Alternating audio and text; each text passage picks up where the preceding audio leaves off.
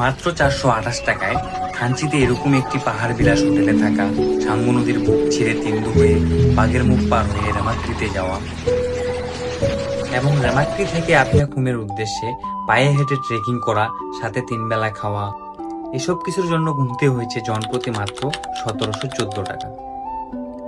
চলুন এত কম খরচে কিভাবে ট্যুর দেওয়া যায় আপনাদের সাথে শেয়ার করি।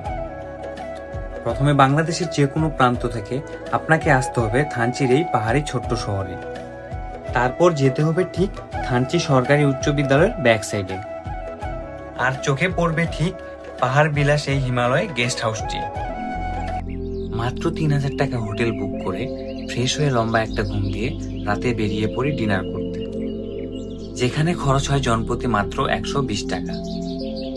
পরদিন সকালে বেরিয়ে পড়ি আমরা নাফাকুমের উদ্দেশ্যে। আর হ্যাঁ, থানার পুলিশ ভেরিফিকেশন এবং বোট ভাড়া, গাইড সহ সকল যাবতীয় কাজ রাতের মধ্যে করতে লাগে। আমাদের এক্সট্রা ভাবে কোনো গাইড নিতে লাগেনি, কারণ আমাদের 7 জনের টিমে আরো বাকি 2 জন ছিল, যেনারা ছিল ডিফেন্সের।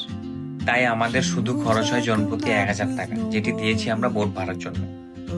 তারপর শুরু হয়ে যায় আমাদের দুর্গম এবং রোমাঞ্চকর যাত্রা।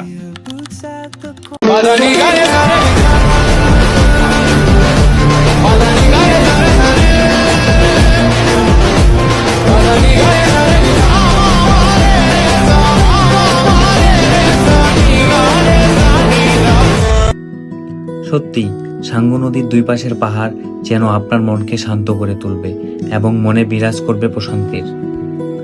মনে হবে জীবনের নৌকা ভ্রমণ বুঝি এটি, যেটা থাকবে জীবনের হৃদয়ে নামক স্মৃতির পাতায়।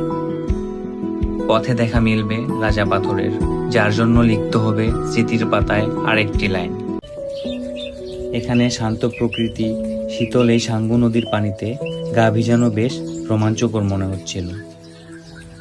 আর এখান থেকেই শুরু হয় নাফাকুম যাত্রা।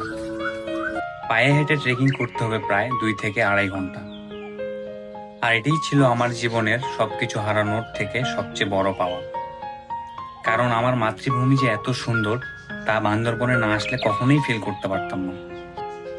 যেদিকেই তাকাই চোখ ভরে যায়, মন ভরে যায়, হৃদয় ছুঁয়ে যায়।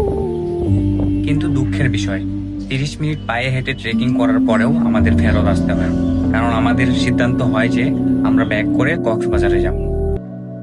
তবে আমি বলি, আপনারা এই ট্রেকিংটা কখনোই মিস করবেন না। সর্বোচ্চ 500 টাকা খরচ হবে নাফাকুমে গিয়ে রাত থাকা এবং সকাল খাওয়া পর্যন্ত। তবে ফেরত যাচ্ছি আজকের মতো। দেখা হবে নতুন কোনো ভিডিওতে, নতুন কিছু। ভালো থাকবেন, সুস্থ থাকবেন।